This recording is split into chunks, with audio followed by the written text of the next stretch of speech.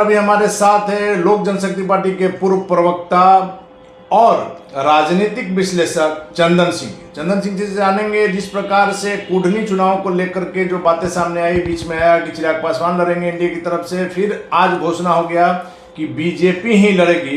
क्या कुछ कहेंगे चंदन जी? नहीं, देखिए, श्री चिराग पासवान जी पहले ही कह दिए थे कि एनडीए के जो भी प्रत्याशी होंगे उसको भरपूर समर्थन मिलेगा। जिस प्रकार से दोनों उपचुनाव में मोकामा को बिल्कुल। तो लोक जनशक्ति पार्टी पूर्व में भी कुढ़नी में चुनाव लड़ चुकी है, वहाँ लोक जनशक्ति पार्टी के काफ़ी कार्यकर्ता हैं। तो यह जो लड़ाई है बहुत रोचक होगी अनिल जी, और चिराग पासवान जी की जो भूमिका इसमें होगी वह काफ़ी अहम होगी। वह एक दिन का प्रचार नहीं होगा, चरणबद्ध प्रचार जब करेंगे तो हमको ऐसा लगता है कि कुढ़नी जो उपचुनाव है इसमें चिराग पासवान जी के वजह से भारतीय जनता पार्टी के जो प्रत्याशी हैं केदार गुप्ता जी, जरूर उनकी विजय होगी। जिसे सवर्ण वोट का कहा जा रहा है कुढ़नी में, उसकी भी संख्या ज़्यादा है। क्या सवर्ण वोट तो बीजेपी का कैडर वोट माना ही जाता है चंदन जी, लेकिन चिराग पासवान का जो वोट बैंक माना जाता है, खास करके पासवान से लेकर दुसाध से लेकर पिछड़ा अति पिछड़ा, वो कर पाएंगे? क्योंकि आपने देखा होगा मोकामा में कहा जा रहा था कि समय कम मिला, नहीं तो आज मोकामा की तस्वीर अलग रहती। नहीं, देखिए, देश भर के जो पासवान समाज के लोग हैं और बिहार में दलित महादलित आप कह लीजिए, चिराग पासवान जी को फॉलो करता है लोग। और जैसे ही चिराग पासवान जी ने कहा कि एनडीए प्रत्याशी को हमारा पूरा समर्थन रहेगा, आप कुढ़नी विधानसभा में जितने भी पासवान समाज के लोग हैं, दलित हैं, महादलित हैं, वह सारे लोग एक्टिव हो गए हैं। अब वो एनडीए प्रत्याशी को ही वोट देंगे, तो चिराग पासवान ही वोट को ट्रांसफ़र करा सकते हैं। यह भारतीय जनता पार्टी के शीर्ष नेतृत्व भी जानते हैं और सभी लोग जानते हैं। क्योंकि बिहार में लगातार, देखिए अनिल जी, मैं बार बार एक चीज़ कहता हूँ कि बिहार में अगर कोई एक नेता है जो पूरे बिहार के 38 जिला में अगर वो ग्राउंड जीरो पर जाकर काम करता होगा तो वह श्री चिराग पासवान है। कभी आप मोतिहारी देख लीजिए, कभी आप रोहतास में आप डेहरी ऑन सोन का वो एक जनसभा देख लीजिए। 17 तारीख को वो आरा में पदयात्रा पे रहेंगे, जो वहाँ पर 9 दिन में 9 हत्याएं हुई हैं। आज वो जमुई में हैं। तो लगातार चिराग पासवान जो मेहनत कर रहे हैं, देखिए, ये सड़क पर जो मेहनत है, जो गांव में मेहनत है, यही मेहनत एक दिन चिराग पासवान जी को बिहार के सबसे जो शीर्ष का पद है, जो मुख्यमंत्री का पद है, वहां तक पहुंचाने का काम करेगा। मुख्यमंत्री चिराग पासवान के रूप में मेहनत करने वाला ही व्यक्ति जो है बिहार का मुख्यमंत्री का गद्दी पे पहुंच सकता है। आपको याद होगा जब आप लोक जनशक्ति पार्टी के बिहार के प्रदेश प्रवक्ता हुआ करते थे, उस समय भी हम यह कहते थे कि चिराग पासवान बिहार में जो सशक्त विपक्ष की भूमिका होती है उसको अदा कर रहे हैं। बिल्कुल, प्रमुख विपक्ष की अगर भूमिका कोई आज के समय में निभा रहा है ईमानदारी के साथ और बिहार के 12 करोड़ आवाम की आवाज़ बने हुए है, तो वह सिर्फ चिराग पासवान है।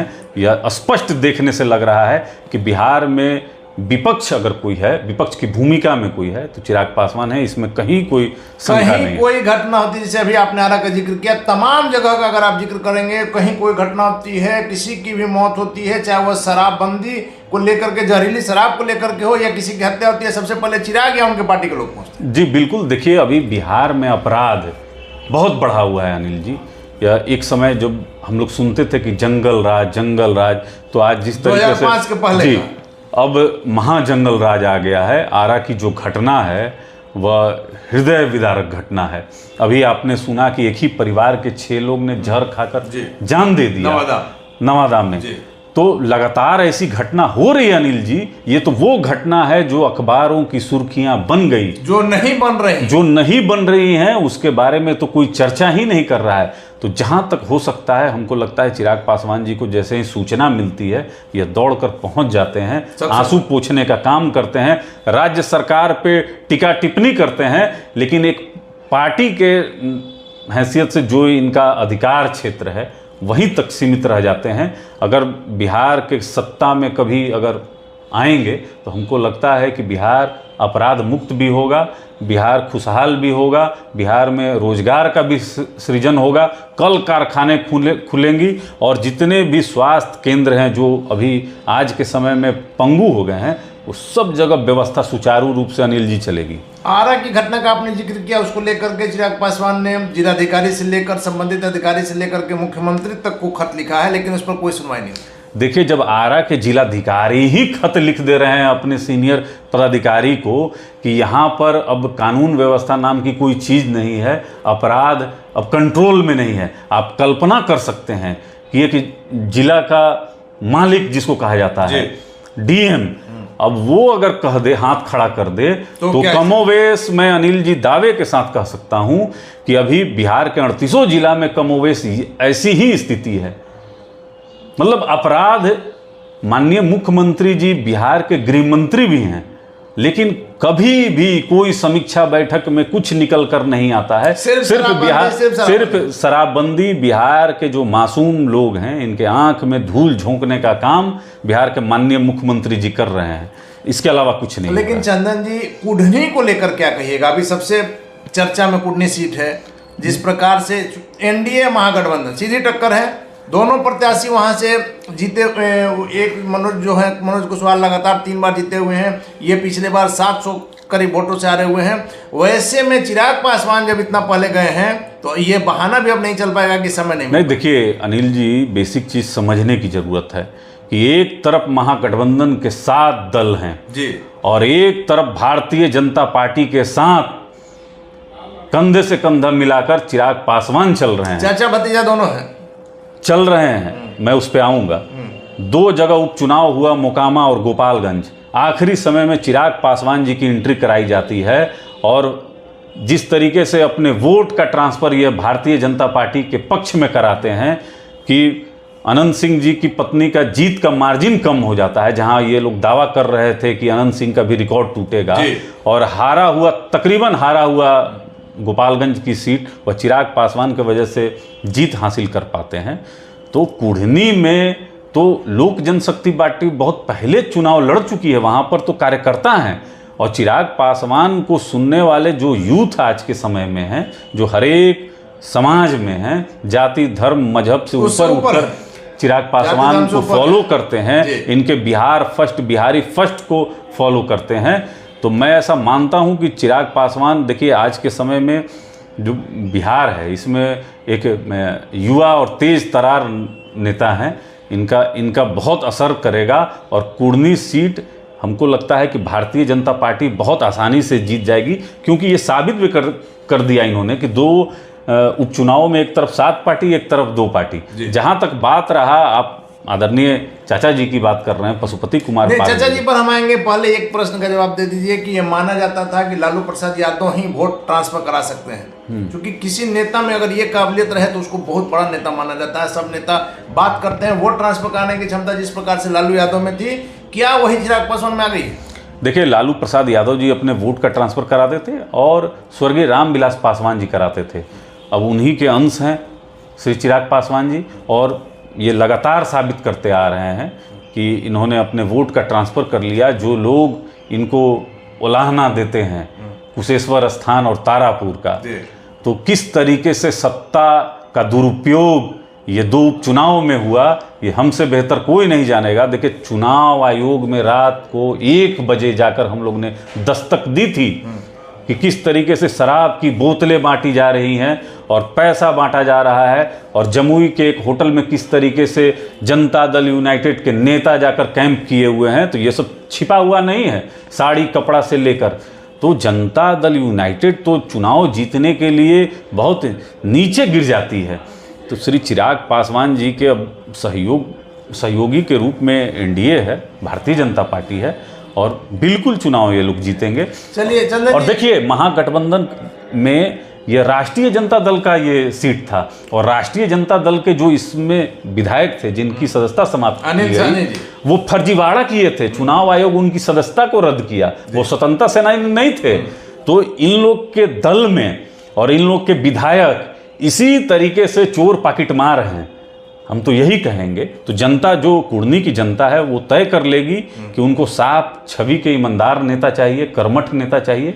तो भारतीय जनता पार्टी के प्रत्याशी को हमको लगता है कि चिराग पासवान जी के आग्रह करने पर वहाँ की जनता जरूर मत देगी, अपना वोट देगी। चंदन जी, आखिरी सवाल है कि कल जिस प्रकार से चिराग पासवान के चाचा केंद्रीय मंत्री पशुपति कुमार पारस ने चिराग पासवान का एनडीए में स्वागत किया है, लेकिन कुछ शर्तें भी रखी। जी, क्या आपने देखा? जंगल की जो बातें आई, शेर भालू की बातें आई।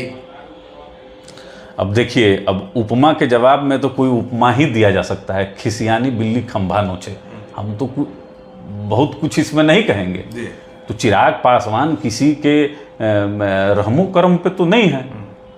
जो इन्होंने ग्राउंड पे वर्क किया है, मेहनत किया है, जनता 25 लाख मत देकर इनको बिहार के सदन में तो नहीं बैठाया, लेकिन अपना 25 लाख बहुमूल्य जो वोट है वो देकर जरूर आगे कर दिया कि आप सत्ता से के जो शीर्ष पे जो अहंकार में लोग बैठे हुए हैं, उनके खिलाफ आप बिगुल फूंकिए।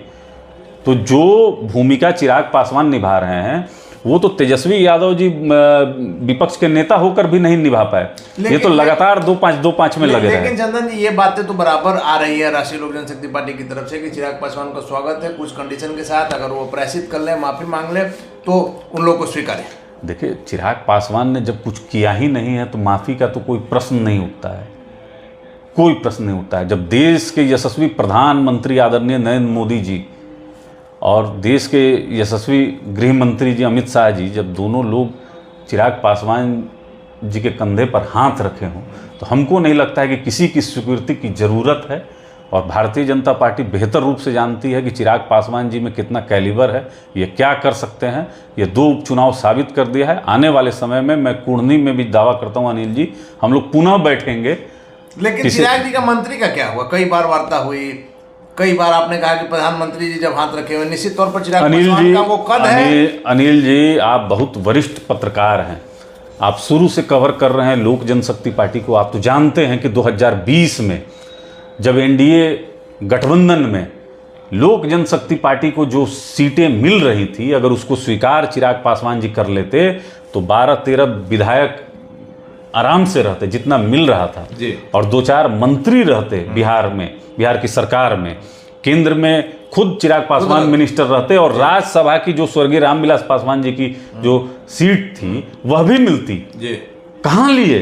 ठोकर मार के तो बिहारी फर्स्ट के लिए ये निकल गए, गली गली और जिला जिला, पंचायत घूमे। सत्ता प्यारी नहीं है। सत्ता के लिए अगर राजनीति करना रहता तो सिर्फ इनके नाम में चिराग पासवान रहता। आज जो युवा तुर्क कहलाते हैं, युवा नेता कहलाते हैं, ये संघर्ष से मिला है।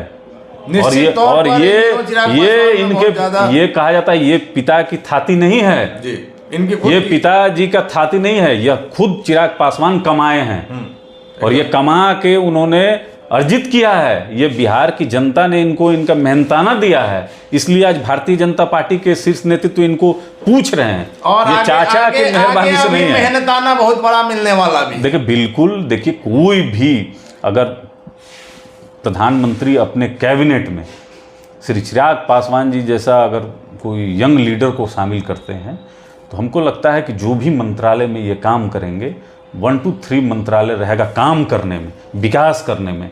और हम तो आग्रह करेंगे माननीय प्रधानमंत्री जी से कि ऐसा मंत्रालय दें जिससे माननीय मुख्यमंत्री जी से सीधा इनका डायरेक्ट टक्कर हो विकास के मामले, विकास। और अगर रेल मंत्री बना दें तो अति उत्तम। हम तो यही। चलिए, तो धन्यवाद आपका। तो इसे हमारे साथ चंदन सिंह, जो कि लोक जनशक्ति पार्टी के पुराने प्रवक्ता रह चुके हैं, राजनीतिक विश्लेषक हैं। इनका साफ तौर पर कहना है कि चिराग पासवान को अब समय मिला है। मोकामा से लेकर के गोपालगंज में चिराग पासवान की लोकप्रियता थी, जो मोकामा में मार्जिन घटा और गोपालगंज में चिराग पासवान का जीत हुई, वही अब चीज कुढ़नी में होने वाला है। और चिराग पासवान की अपील पर निश्चित तौर पर कुढ़नी की जनता एनडीए की प्रत्याशी की जीत सुनिश्चित करेगी। हालांकि आगे क्या होगा यह तो वक्त बताएगा।